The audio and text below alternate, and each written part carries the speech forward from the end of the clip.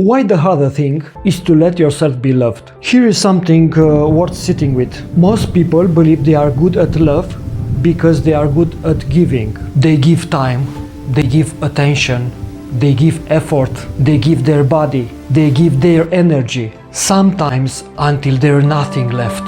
And they call this love.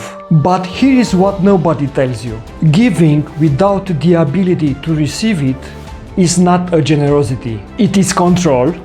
It is a way of staying safe, of never being truly vulnerable, of never allowing other person to finally reach you. Because when you give, you're actually in charge. You decide what, when, how much. But when you receive, you surrender that control. And for most people, that surrender is the most terrifying thing in the world. First chapter. Why receiving feels unsafe? Ask yourself honestly. When someone gives you a genuine compliment, what's happened inside you? Do you receive it fully? Or immediately deflect it, minimize it, and send it back? Or it was nothing. You look better than me. I didn't really do anything special. This is not modesty. This is inability to receive, and it runs much more deeper than compliments. Psychologically, the difficulty of receiving is rooted in one of three places. The first one is unworthiness, a deep, often unconscious belief that you don't deserve to be loved, to be seen, to be held exactly as you are. That love must be earned, that you must give first before you are allowed to receive. The second one is the loss of control. Receiving requires openness, and openness means exposure. When you open to receive, you also open to being hurt. The armor comes down, and for someone who has been hurt before, it feels very dangerous. The third is unfamiliarity. Simply, nobody taught you how. You grew up watching people give, sacrifice, perform love, but nobody modeled what it looks like to receive gracefully, to say thank you and mean it fully, to let a touch land without immediately redirecting it. So you defaulted to giving, because giving felt safer, more familiar, more in your control. The second chapter, the cost of only giving. There is a hidden cost to being the one who always gives. Over time, resentment builds quietly, invisibly. Not because your partner doesn't appreciate you, but because a part of you is starving. Starving to be seen, starving to be held, to be the one who receives for once, without guilt, without rushing to reciprocate it, without feeling like a burden. And on the other side, the partner who wants to give, but he's never allowed to, begins to feel rejected, unnecessary, shut out. Two people who love each other, both exhausted, both disconnected, not because love is absent, because the circuit is broken. Energy flows in one direction and eventually it runs dry. A real relationship is not a performance of generosity. It is a living exchange, a rhythm, an inhale and an exhale. You cannot breathe if you only exhale.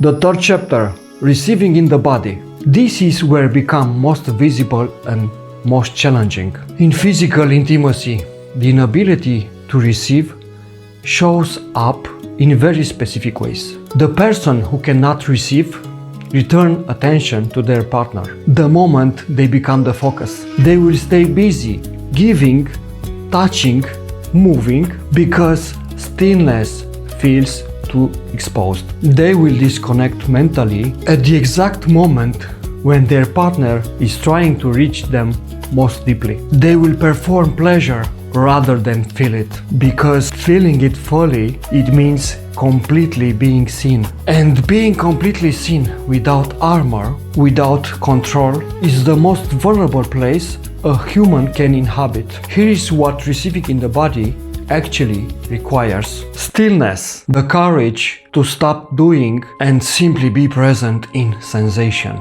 Breathe. Full, deep breathing that keeps you anchored in your body instead of retreating into your mind. Permission, an internal decision, conscious and practiced, what says, I am allowed to feel this. I am allowed to be here. I am allowed to receive. This permission cannot be given by your partner. It can only come from you. The fourth chapter, receiving emotionally. Emotional receiving is even more complex. It is the ability to let someone's love, care, or attention actually land without filtering it, without minimizing it, without immediately send it back. It is staying in the room when someone says, I see you, instead of changing the subject. It is allowing yourself to be comforted when you are in pain, instead of saying, I'm fine, before they finish the sentence. It is receiving an apology, truly receiving it, instead of immediately absolving the other person to make them